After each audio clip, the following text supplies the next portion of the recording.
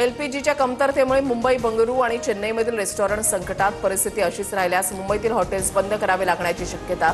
India hotels and restaurants असोसिएशनकडून चिंता व्यक्त.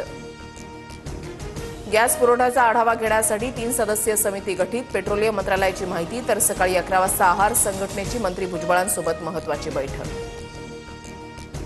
राखीव पेट्रोलियम साठा खुला करण्यास भारताचा नकार. क्रूड ऑइलवरून केंद्र सरकारचा मोठा निर्णय. आंतरराष्ट्रीय ऊर्जा एजन्सीचं राखीव साठे खुले करण्याचं आवाहन. देशात पेट्रोल आणि डिझेलच्या किमती वाढणार नाहीत. भारताकडे पेट्रोल, डिझेल आणि एलपीजीचा पर्याय साठा. केंद्रीय पेट्रोलियम मंत्रालयाची माहिती. इस्रायल अमेरिकेच्या हल्ल्यामध्ये इराणमध्ये 1300 जणांचा मृत्यू. लष्करी तळांसह तेल कारखाने आणि महत्त्वाच्या इमारतींवर हल्ले. युद्धामध्ये इराणचं मोठ्या प्रमाणात नुकसान.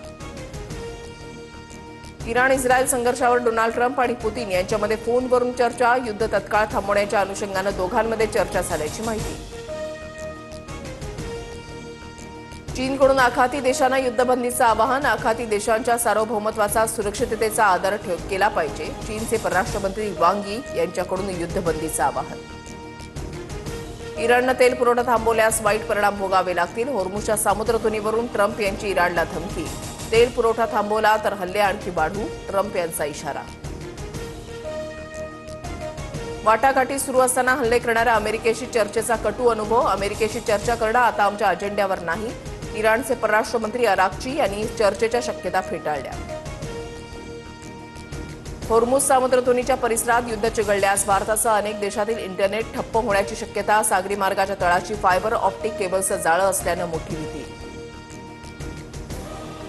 मध्य पूर्वेतील संघर्षामुळे पाकिस्तानमध्ये अनेक कपातींची घोषणा. 50% कर्मचाऱ्यांना वर्क फ्रॉम होम. शाळांना 2 आठवडे सुट्टी. तर सार्वजनिक इफ्तार पार्ट्यांवर बंदी. इंधनाच्या बचतीसाठी 13 नियम लागू.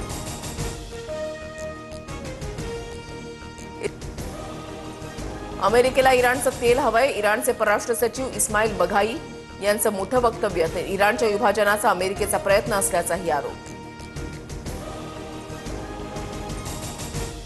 इराण इस्रायल युद्धाच्या पार्श्वभूमीवर पंतप्रधान मोदींची उच्चस्तरीय बैठक. वाढत्या संघर्षावर तासभर चर्चा.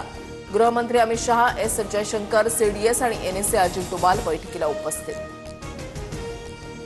भारत आपल्या ऊर्जेची गरज आणि नागरिकांच्या सुरक्षेसाठी पूर्णपणे कटिबद्ध. मध्य पूर्वेतील तणावावर परराष्ट्र मंत्री एस जयशंकर यांचं संसदेमध्ये निवेदन.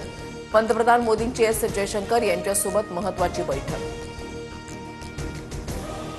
इराणच्या स्वातंत्र्यासाठी लढणार नवे सुप्रीम लीडर मुस्तफा खामेनींचं जनतेला संबोधन.